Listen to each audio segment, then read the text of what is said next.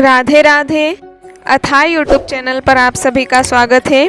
आइए आज हम एक बहुत ही सुंदर विषय के साथ में आपसे जुड़ते हैं और यह विषय है ब्रज की किसी लीला विशेष का। इसके बारे में यह तो जानकारी नहीं है कि यह लीला किस टीका से या किस ग्रंथ से ली गई है, लेकिन ब्रज की कुछ लीलाओं के बारे में हमें जानकारी मिली है जो हम आपसे शेयर करना चाहते हैं और इन सभी लीलाओं का वीडियो हम आपके लिए लेकर के आएंगे कथा के रूप में। फिर कभी हुआ तो कथा से जुड़े स्थानों के दर्शन भी आपको वीडियो के माध्यम से कराएंगे। लेकिन अभी के लिए हम आपसे ये कहना चाहते हैं कि जैसा कि हमने पहले भी आपको कई वीडियो के माध्यम से ये बताया था कि एक टीका या ग्रंथ के वीडियो आपको एक ही कलर के थंबनेल में मिलेंगे, लेकिन ब्रज की इन लीलाओं की जानकारी अभी हमें किसी ग्रंथ से प्राप्त नहीं हुई है। तो इसके लिए आपकी सुविधा के लिए हमने एक ऑप्शन रखा है और वह ऑप्शन यह है कि ब्रज की इन जो भी लीलाओं की जानकारी का वीडियो हम आप तक पहुंचाएंगे उसका थंबनेल आपको ब्रज लीला हेडिंग के रूप में मिल जाएगा, जिससे आपको हर बार हर वीडियो में यह नहीं कहना पड़े कि यह जानकारी किसी ग्रंथ से नहीं मिली है, बस हमें पढ़ने में आया है तो हम आपसे शेयर कर रहे हैं। आपको ठीक लगे तो आप लाइक करें, शेयर करें, कमेंट करें। तो आइए प्रारंभ करते हैं आज की ब्रज लीला की इस वीडियो की कथा को। और यह वीडियो ब्रज बरसाना से 8 किलोमीटर दूर स्थित कदम खंडी स्थान का है, जहां पर नागा बाबा की समाधि बनी हुई है और आज भी आप वहां जाकर के उनका दर्शन कर सकते हैं। तो आइए जैसा हमने पढ़ा है वैसा ही हम आपको बताने की कोशिश कर रहे हैं। यहाँ पर कथा के रूप में बताया गया है कि वृंदावन में एक महात्मा जी का निवास था। लोग उन्हें नागा बाबा के नाम से जानते थे, जो जुगल रूप की उपासना करते थे। एक बार वे महात्मा जी संध्या वंदन के उपरांत कुंज वन की राह पर जा रहे थे। मार्ग में महात्मा जी जब एक वट वृक्ष के नीचे से होकर निकले तो उनकी जटा उस वट वृक्ष की जटाओं से उलझ गई।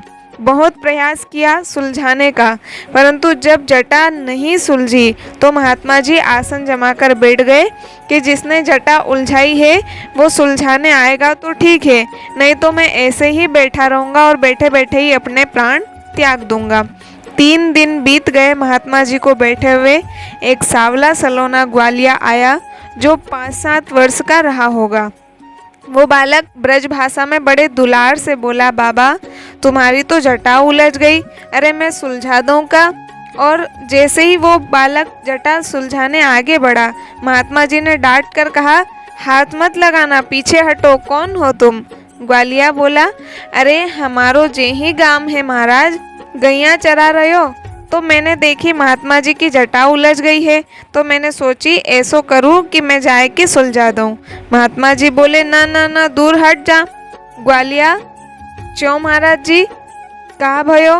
महात्मा जी बोले, जिसने जटा उलझाई है वो आएगा तो ठीक, नहीं तो इधर ही बस गोविंदाय नमो नमः। ग्वालिया बोला, अरे महाराज तो जाने उलझाई वा को नाम बताए दो, वह बुला लाऊंगा। महात्मा जी बोले, ना, जिसने उलझाई है वो अपने आप आ जाएगा, तू जा, नाम नहीं बताते हम। कुछ देर तक वो बालक महात्मा जी को समझाता रहा, परंतु जब महात्मा जी नहीं माने तो उसी क्षण ग्वालिया के भेष को छुपाकर ग्वालिया में से साक्षात मुरली बजाते हुए मुस्कुराते हुए भगवान बांके बिहारी प्रकट हो गए। सावरिया सरकार बोले, महात्मन मैंने जटा उलझाई है, लो आ गया मैं। जैसे ही सावरिया जी जटा सुलझाने आगे बढ़े, महात्मा जी ने कहा, हाथ मत लगाना, पीछे हटो, पहले बताओ तुम कौन से कृष्ण हो?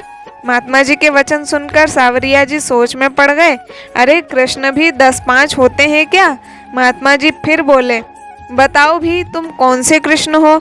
सावरिया जी ने कहा, कौन से कृष्ण मतलब?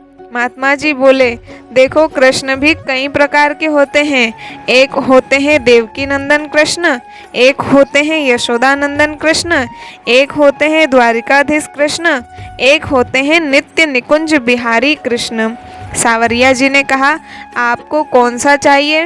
महात्मा जी ने बोला, मैं तो नित्य निकुंज बिहारी कृष्ण का परम उपासक हूँ। सावरिया जी बोले, वही तो मैं हूँ, अब सुलझा दूँ।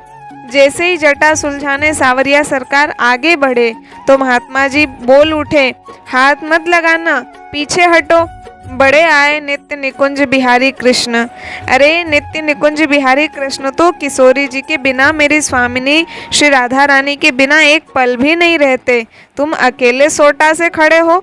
महात्मा जी के इतना कहते ही सावरिया जी के कंधे पर श्री जी का मुख दिखाई दिया।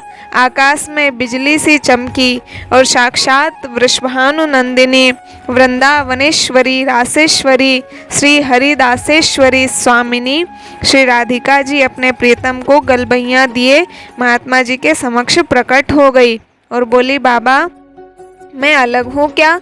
अरे मैं ही तो ये कृष्ण हूँ और ये कृष्ण ही तो राधा है।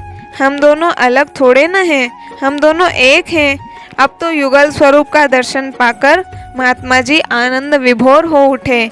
उनकी आंखों से अश्रुधारा बहने लगी और जैसे ही किशोरी राधा कृष्ण जटा सुलझाने आगे बढ़े, महात्मा जी चरणों में गिर पड़े और बोले, अब जटा क्या सुलझाते हो जुगल जी, अब तो जीवन ही सुलझा दो। मुझे नित्य लीला में प्रवेश देकर इस संसार से मुक्त कर दो। महात्मा जी ने ऐसी प्रार्थना करी और प्रणाम करते करते उनका शरीर शांत हो गया। स्वामिनी जी ने उनको नित्य लीला में स्थान प्रदान किया।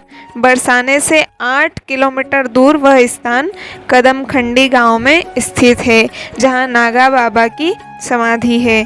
तो ऐसे ही सुंदर से लीलाओं के साथ में हम आपसे फिर जुड़ेंगे, लेकिन उससे पहले यदि आप ऐसी लीलाओं के वीडियो प्राप्त करना चाहते हैं तो हमसे जुड़ने के लिए नीचे दिए गए लिंक पर क्लिक करके आप व्हाट्सएप ग्रुप से, फेसबुक पेज से और यूट्यूब चैनल से जुड़ सकते हैं।